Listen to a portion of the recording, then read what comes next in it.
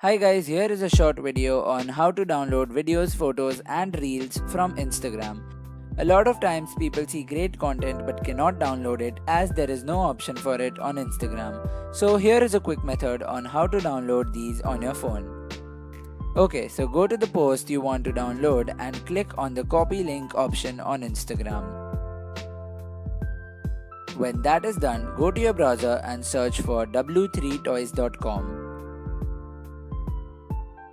There you can paste the link which you copied and click on download.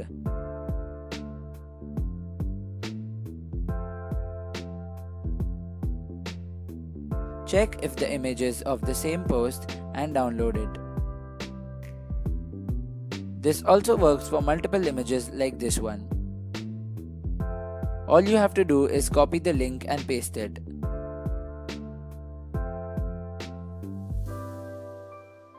You can see that each picture is available for download individually. From here you can download the one you want. Now let me show you the video and photo downloaded.